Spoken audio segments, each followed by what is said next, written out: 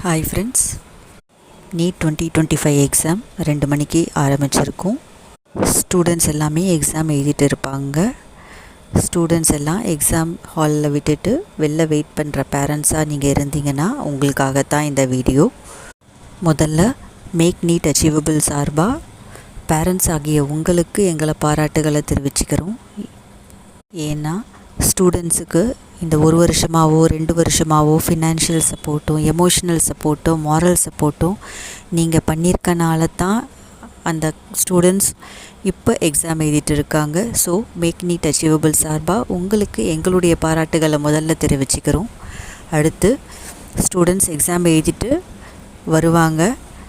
எல்லா ஸ்டூடெண்ட்ஸுமே நல்லா எழுதியிருப்பாங்கன்னு சொல்ல முடியாது. ஒருத்தர் நல்லா எழுதியிருப்பாங்க, ஒருத்தர் மாடரேட்டாக எழுதியிருப்பாங்க, சிலர் நல்லா எழுதாமல் கூட இருக்கலாம். அவங்க எதிர்பார்த்த கொஸ்டின்ஸ் வராமல் இருக்கலாம்.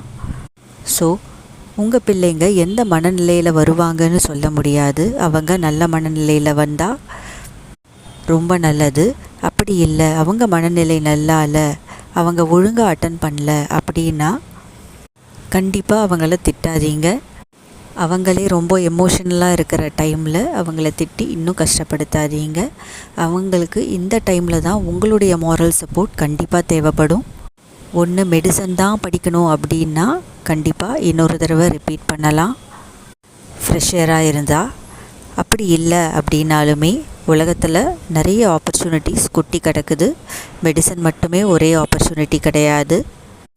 உங்கள் குழந்தைகளோட உட்காந்து டிசைட் பண்ணி அதை பிறகு நம்ம என்ன பண்ணணும்னு முடிவு பண்ணிக்கலாம். ஆனால் இன்றைக்கி அவங்கள கண்டிப்பாக டிஸ்டர்ப் பண்ணாதீங்க. அடுத்து எல்லா சென்டர்ஸும் ஆன்சர் கீ போட்டுருவாங்க.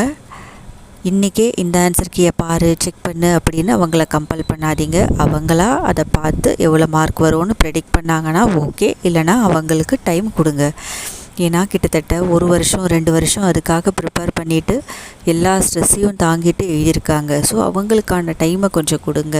அவங்களே ப்ரெடிக்ட் பண்ணி மார்க்கை உங்களுக்கு சொல்லுவாங்க.